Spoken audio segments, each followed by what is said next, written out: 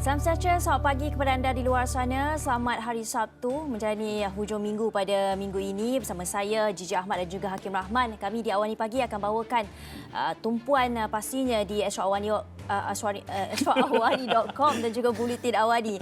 Awak jangan nak gelak-gelak ya. Tak, saya... Tapi apa Tak pun. apalah, Gigi nak teruskan, Gigi teruskanlah. Lepas tu tergolek macam tu. Okey, tak apa. Hari ini cantik baju Gigi warna biru. Kita hari ini biru-biru cerah, ceria. Ya. Tapi apa pun laporan yang kami nak bawakan ni tidaklah seceria mana. Kami cuba menggembirakan hati anda tapi sebenarnya tidak ada apa yang mengembirakan yang berlaku sejak kebelakangan ini. Contohnya yang pertama ni kita lihat laporan apabila Persatuan Badminton Malaysia BAM tidak akan mendaftarkan jaguh perseorangan badminton negara Lee Zijia untuk mana-mana pertandingan selama 2 tahun. Ini satu yang amat mengecewakan sebenarnya Gigi sebab kita semua maklum Lee Zijia hantar surat peletakan jawatan daripada BAM Ya. dan BAM kemudiannya walaupun tidak menggunakan perkataan menggantung, tapi sebenarnya hakikatnya inilah penggantungan kepada Lee Zijia selepas beliau meletakkan jawatan tidak lagi berada di dalam naungan BAM. Okey, dan sebenarnya isunya sebab Lee Zijia ni ada buat beberapa permintaan. Dia nak ada pasukan kejurulatihan sendiri, kemudian dia nak pilih mana-mana tournament yang dia nak sertai. Tetapi BAM nampaknya seperti seolah-olah menjadi pasangan ataupun bekas kekasih yang toksik dan kemudiannya mengenakan tindakan menggantung ataupun tidak mahu mendaftarkan Lee Zijia untuk mana-mana pertandingan yang sekaligus akan menyukarkan kerjaya Lee Zijia untuk menjadi pemain nombor 1 dunia ini, Gigi. Dan ini juga yang dikatakan oleh Timbalan Presiden 2 BAM, Datuk Seri Jabruddin Mohamad Yunus, yang menyatakan pergantungan ini berkuasa 18 Januari lalu dan ini pastinya suatu yang amat menduga-citakan terutamanya buat Lee Zijia itu sendiri yang sebenarnya tidak lagi mengeluarkan sebarang kenyataan tapi apa yang ditunjulkan oleh Lee Zijia di laman media sosialnya saya kira cukup menggambarkan rasa kecewa Lee Zijia ketika ini, Gigi. Dan kalau kita boleh lihat di paparan profil Facebook Lee Zijia sendiri ditukarkan kepada hitam gelap, saya kira itu mungkin menggambarkan rasa kecewanya dan perkara itu telah dilakukan oleh Lee Zijia beberapa jam selepas keputusan oleh BAM itu sendiri.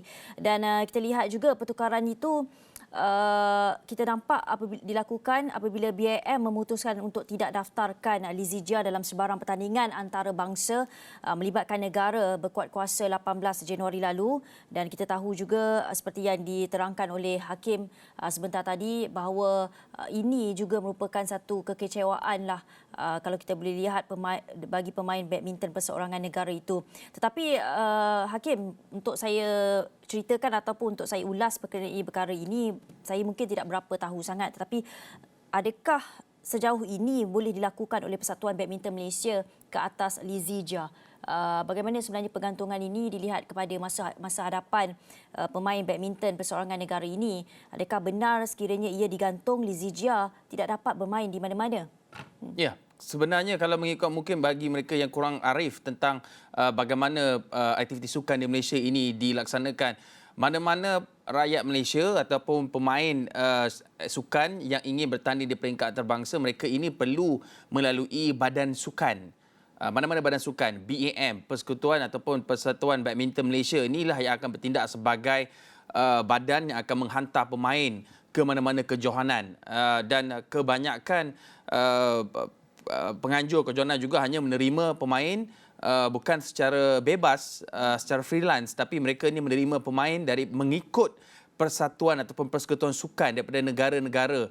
Contohnya BAM mewakili Malaysia. Jadi BAM ni senang cerita ada hak untuk berbuat demikian. Tapi ini satu yang tidak patut sebenarnya. Dan apa yang berlaku terhadap Lee Zijia ini bukan sahaja mengecewakan rakyat Malaysia, peminat sukan badminton, peminat pelbagai aktiviti sukan di Malaysia cukup kecewa melihat perkara ini. Ada segelintir yang menyatakan bahawa tindakan BAM itu wajar kerana katanya BAM sudah melabur banyak untuk Lee Zijia, tapi akhirnya Lee Zijia kemudian nak tinggalkan BAM.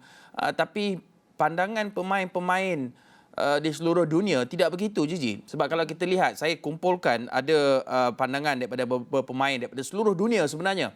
Malah pemain nombor 1 dunia, Victor Axelsen juga membuat komen ini. Antaranya contoh Hans Christian daripada Denmark membuat kenyataan di laman media sosialnya dan menyatakan ini satu perkara yang tidak patut. Saya rangkumkan sebab banyak semuanya. Daripada Denmark ada, kemudian daripada Australia, Gronya Somerville, kemudian daripada Malaysia, Koh Keng Kiat juga menyatakan kekecewaan terhadap apa yang berlaku tindakan BM itu, kebanyakan daripada Denmark. Victor Axelsen ini daripada Denmark yang menyatakan, ini contoh apa yang dikatakan, jika pemain ataupun in this case Lee Zijia feels it's best for him to follow another path where he is more independent as a player, then that is what he should do in my honest opinion. It is his career and his life after all. Ini pemain nombor 1 dunia, Victor Axelsen, menyokong Lee Zijia. Jadi ini satu perkara yang sebenarnya perlu dilihat kembali dan itu jugalah yang menyebabkan Menteri Belia dan Sukan Datuk Seri Faizal Azumah ataupun Peja akan mengadakan pertemuan sebenarnya antara BEM, Persatuan Badminton Malaysia dan juga Lee Zijia untuk mencari jalan tengah sebenarnya, kerana 2 tahun itu satu tempoh yang ini memang akan menggelapkan bagi BM. Mungkin mereka nak hukum, nak tunjuk mereka ini berkuasa, tapi sebenarnya ia akan mematikan kerjaya Lee Zijia ini nanti, Gigi. Dan di masa hadapan bagaimana juga dengan pemain-pemain badminton negara, bagaimana mereka nak sekiranya tidak diberi kebebasan begini untuk keluar dan membina kerjaya mereka secara profesional tanpa bantuan BIM. Tapi kalau kita lihat, saya tengok sebelum ini Lee Zijia ada memaklumkan bahawa keputusan dia keluar daripada BIM bukan kerana wang ringgit, tetapi ia adalah mahu bergerak secara profesional. Dan apatah lagi, kita lihat juga kenyataan Lee Zijia sebelum ini mendedahkan juga bahawa gaji bulanannya diraih adalah sebanyak RM8,000.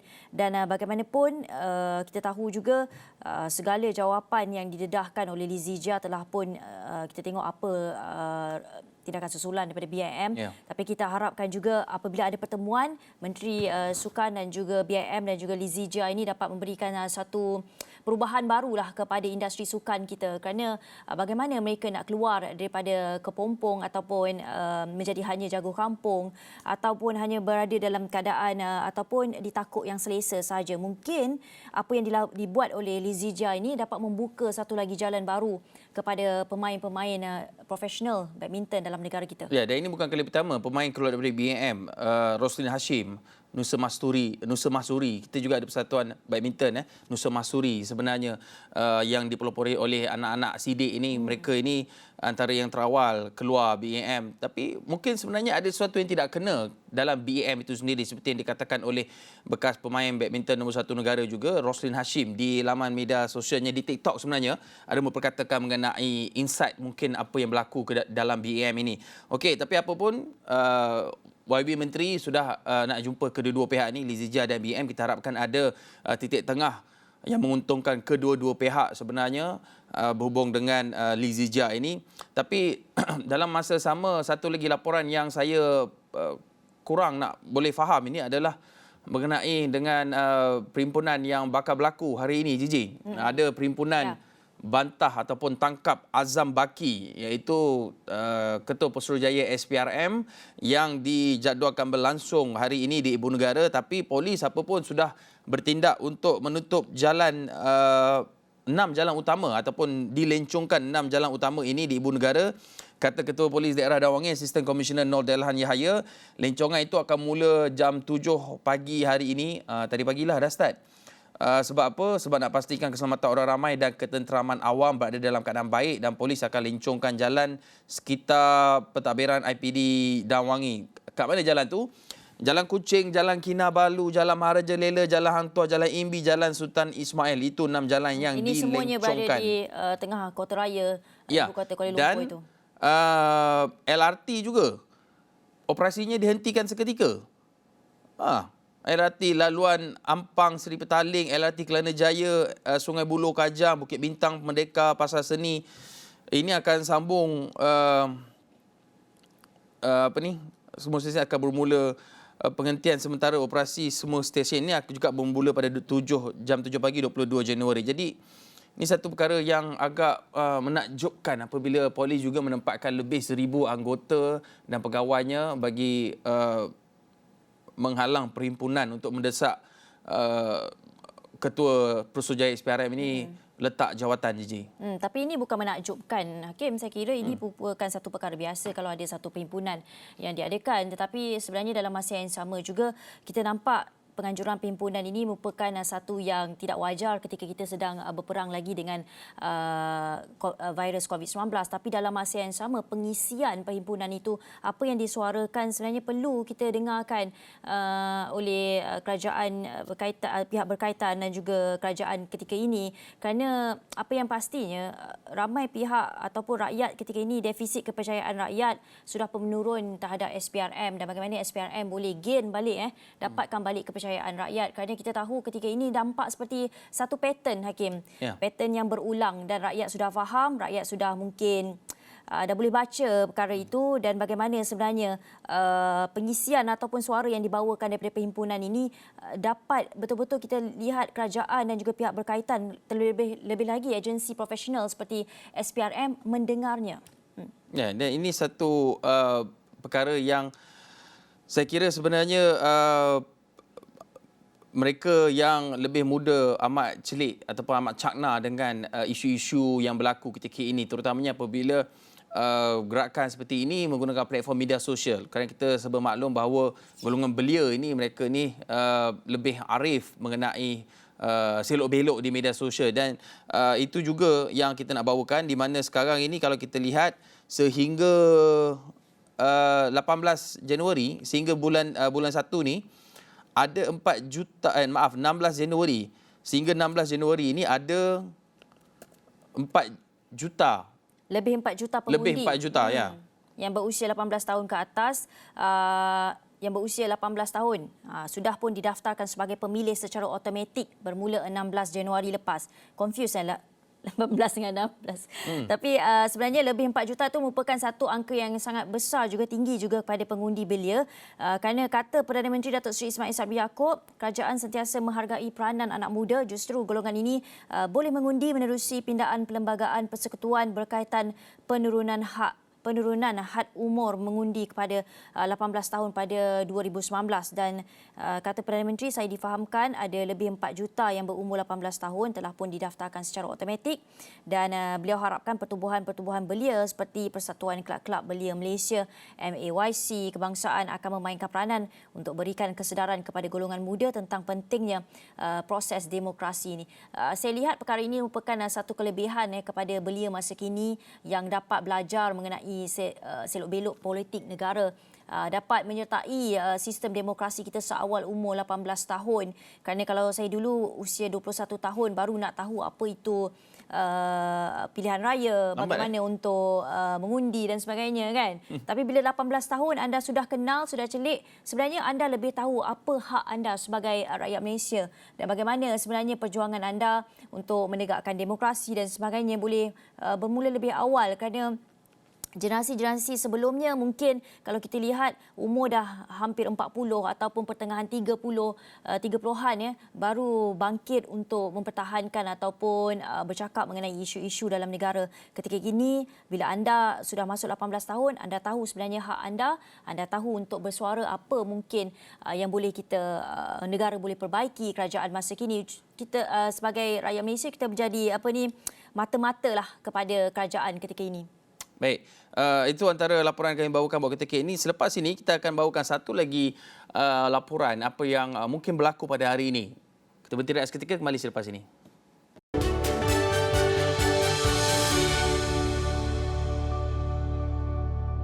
Ya, baik, bertemu lagi dalam Awani Pagi. Apa tu, Hakim?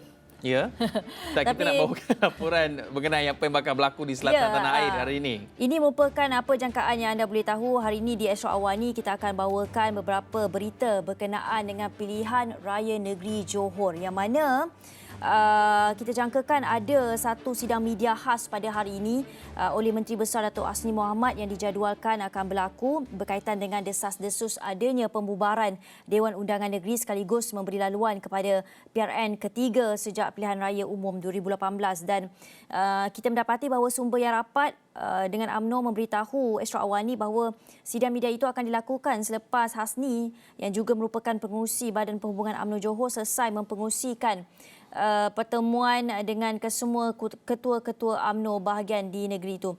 Dan hari ini juga sidang media itu akan berlangsung. Kita akan bawakan secara langsungnya di Ashraf Awani dan selain memperincikan, kita jangkakan selain memperincikan mungkin senarai calon untuk 56 DUN, mesyuarat yang akan berlangsung itu juga dijangka menyentuh mengenai manifesto BN yang bakal dibentangkan sewaktu tempoh berkempen nanti. Ya, dan ini sebenarnya isyarat ataupun debarannya pembubaran Dewan Undangan Negeri Johor ini semakin terasa sebab banyak isyarat-isyarat yang sudah kita lihat. Pertamanya, apabila pemergian Allahyarham Dato' Osman Sapian, Adun Kempas yang meletakkan kedudukan kerusi DUN Johor iaitu kerajaan PN ketika ini hanya dengan majoriti satu undi saja.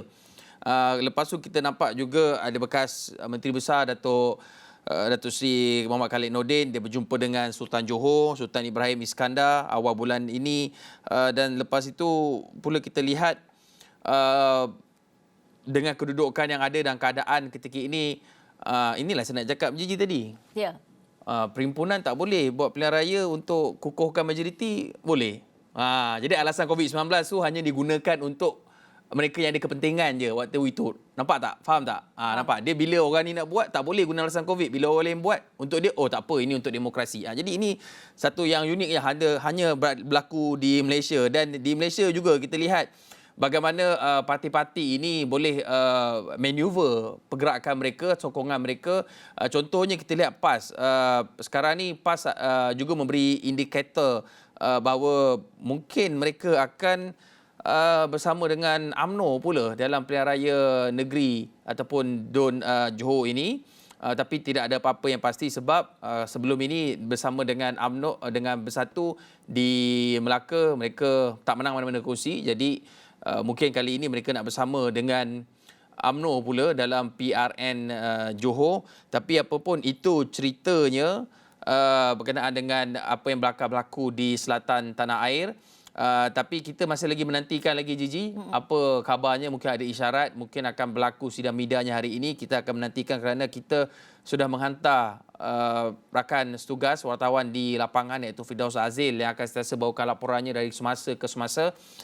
Dan sebenarnya hari ini juga kita jangkakan satu lagi sidang media Hakim. Ini akan berlangsung di Kelantan yang mana satu sidang media akan diadakan pada sebelah petang nanti hasil daripada pertemuan PAS dan UMNO Kelantan hari ini bagi bincangkan sebenarnya kerjasama antara kedua-dua parti itu dalam Muafakat Nasional MN, dan pertemuan itu kita jangkakan berlangsung di Kota Baru. Antara lain turut akan membincangkan sebenarnya hala tuju serta masa depan kedua-dua parti tersebut pada pilihan raya umum ke-15. Jadi ada dua benda perkara akan berlaku pada hari ini, sidang media berkenaan dengan PRN Johor itu sendiri dan juga sidang media yang bakal dilakukan hasil perbincangan atau pertemuan antara PAS dan juga UMNO Kelantan. Yang mana kalau kita lihat sebenarnya bila kita cakap pasal PAS dengan UMNO ini, sebelum ini PAS Kelantan berpegang pada pendirian pucuk pimpinan sebelum ini yang kekal memperkasakan MN dan mempertahankan PN, dan saya kira kalau ada kerjasama atau kalau ada pertemuan itu mungkin ada keputusan bagaimana UMNO sebelum ini tidak mahu bekerjasama dengan Bersatu tetapi PAS masih lagi berada dalam PN. Mungkin pertemuan itu juga nak lihat bagaimana mungkin ada sebarang kata putus berkenaan jika PAS diminta memilih antara mempertahankan MN itu sendiri atau Perikatan Nasional. Hakim. Ya, itu cerita mengenai politik. Sekarang ini kita nak beralih pula ke laporan sukan kegemaran ramai nombor 1. Bola sepak sebenarnya yang baru-baru ini dapat peruntukan 10 juta. Kita lihat dengan peletakan jawatan jurulatih sebelum ini, Tan Cheng Ho letak jawatan baru-baru ini. FAM melantik Kim Pan Gun dari Korea Selatan sebagai ketua jurulatih Harimau Malaya yang baru. Ni coach daripada Korea Selatan, umurnya 53 tahun dan mereka ini Kim ni akan dapat kontrak 2+2. 2+2 maksudnya 2 kontrak 2 tahun kontrak awal, lepas tu 2 tahun lagi tu option sekiranya FAM berpuas hati dia akan tawarkan lagi tambah lagi 2 tahun. Okey, dan apa yang dilakukan ini kata Presiden Persatuan Bola Sepak Malaysia Dato' Hamidin Mohamad Amin, pelantikan jurulatih baru ini tidak akan selesaikan prestasi Harimau Malaya secara keseluruhan. Ini dapatan saya sendiri selepas bincang dengan banyak pihak. Tapi FAM dan MFL, iaitu Liga Bola Sepak Malaysia, berpendapat kelab dari Liga Tempatan perlu sediakan pemain berkualiti. Masalah yang membelenggu kelab di Malaysia ini, mereka perlu siapkan pemain profesional dan berkualiti. Jadi masalah-masalah seperti tunggakan gaji, tiada padang latihan sempurna, tiada minimum requirement, ini semua perlu disediakan oleh pihak kelab. Maksudnya, kata Dato' Hamidin ni, kalau letak jurulatih bertaraf antarabangsa pun yang bawa negara menang Piala Dunia pun, tapi di peringkat kelab-kelab sukan di Malaysia ini yang main dalam Liga Malaysia, Liga Super ni semua, kalau mereka sendiri tak sediakan pemain latih, macam mana nak bawa ke national level? Itulah isu sebenarnya. Mungkin kalau diketuai boleh, tapi pemain-pemain itulah isu-isu yang disebutkan sebentar tadi, Gigi. Tapi apa pun kita tahu banyak sebenarnya isu dalam arena bola sepak negara kita ni. Pastinya daripada segi prestasi mereka dan sebagainya. Tapi ini janji daripada Presiden Persatuan Bola Sepak Malaysia FAM Dato' Hamidin Mohamad Amin yang mahukan ataupun nak pastikan bahawa pasukan Harimau Malaya ni akan kembali mengaum. Dan itu yang dikatakan olehnya lepas banyak desakan pelbagai pihak yang mahu beliau meletakkan jawatan. Secara peribadi, Hamidin sedia maklum dengan pandangan tersebut yang disuarakan warganet dan penyokong bola sepak tanah air. Dalam masa yang sama, beliau menghormati setiap pandangan penyokong. Katanya mereka ada pendapat mereka, saya pun ada pendapat saya hormat pendapat mereka dan untuk pengetahuan semua, saya baca semua kritikan membina. Katanya kritikan tidak membina saya tak nak, yang serangan peribadi saya biarkan, ini dah jadi lumrah sekarang. Mana yang baik saya ambil, mereka ada pendapat dan saya juga ada pendapat. Dan katanya saya baru dapat mandat tahun ini, saya ada banyak lagi perkara nak buat. Saya nak pastikan pasukan Harimau Malaya akan kembali mengaum seperti di Piala Asia pada Jun ini dan juga Piala AFF. Dan beliau berkata demikian dalam satu sidang media semalam. Dan kegagalan Harimau Malaya dalam Piala AFF 2020 di Singapura baru-baru ini telah mencetuskan kemarahan penyokong sehingga mereka mendesak supaya rombakan berlaku dalam FAM itu sendiri. Antara desakan kuat yang disuarakan adalah mahu Hamidin atau presidennya meletakkan jawatan selepas Lee Kan Hai mengesah meletakkan jawatan sebagai Presiden Persekutuan Bola Sepak Vietnam VFF. Malaysia juga dikejutkan dengan berita peletakan jawatan sebelum ini oleh Tan Cheng Ho, ketua jurulatihnya. Tapi Hamidin kata dia banyak lagi perkara yang dia nak buat dalam FFM ni. Dia baru saja mendapat mandat pada tahun ini. Yang pasti katanya semua kritikan yang diterima beliau adalah merupakan kritikan membina. Kita lihat sebenarnya sejauh mana Dato' Hamidin Mohamad Amin boleh membawa FAM ini ataupun membawa pasukan Harimau Malaya ni kepada tahap yang rakyat Malaysia semua mahukan. Ya, tapi kalau tak boleh, apa jadi kat dia? Itu tak berlaku. Sebab dalam persatuan sukan, kepimpinannya akan kekal, yang bertukar jurulatihnya, pemainnya, seolah-olah mereka ini tidak mampu menonjolkan prestasi, tapi tidak kepada barisan kepimpinan itu sendiri. Orang yang sama pegang, muka yang sama pusing-pusing, tapi outcome-nya masih lagi begitu. Yang disalahkan pemain, yang disalahkan jurulatih. Itu antara yang berlaku di negara kita. Bukan di negara kita saja, Gigi, sebenarnya, tapi di seluruh dunia juga sebenarnya. Kalau kita lihat laporan ini di luar negara, ini pemain nombor 1 bola sepak nombor 1 dunia ni, Cristiano Ronaldo. Dia ni sekarang dah masuk ke Manchester United. Bila kita lihat laporannya di Manchester United. Cuma sekarang ni kalau dia gagal bawa Manchester United masuk ke UCL ataupun Liga Juara-Juara Eropah, dia berdepan pemotongan gaji. Berdepan kemungkinan potong gaji tau. Tapi gaji dia 25% lah kena potong lah musim depan. Dan sekarang ni gaji dia, gaji dia berapa? 2.1 juta ringgit seminggu. Itu gaji dia. Dia dipindahkan dengan nilai perpindahan 20 juta pound dari Juventus. Tapi dia bergelut lah sekarang ni. Kedudukan Manchester United juga bergelut. di dalam EPL. Cumanya mungkin kita boleh melihat kepada kaedah seperti ini, Gigi, tidak hanya menghukum pemain tapi melihat kepada keseluruhan ekosistem sukan itu sendiri yang kadang-kadang meletakkan pemain ataupun jurulatih di kedudukan yang sangat tertekan dengan mungkin peraturan ataupun rejim latihan yang tidak sesuai, kerana dia tidak sama untuk semua orang, Gigi. Tapi apapun itu yang berlaku ketika ini di badan-badan sukan dalam negara kita, kita harapkan yang terbaik saja.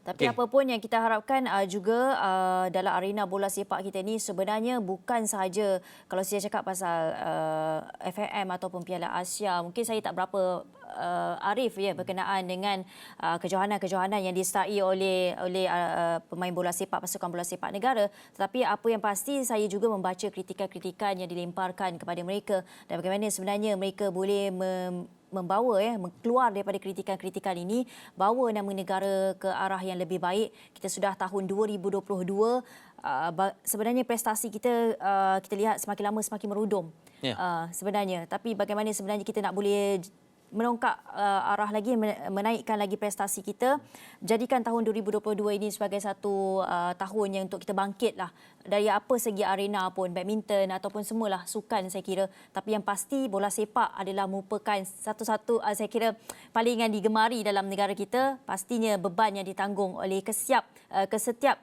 kepimpinan dalam FAM itu merupakan beban yang sangat tinggi ketika ini. Baik, dan laporan itu tadi mengakhiri Awani Pagi untuk jam ini. Sekian saja, saya Hakim Rahman. Dan saya Gigi Ahmad. Terima kasih kerana menonton. Anda boleh baca di extraawani.com. Jumpa lagi.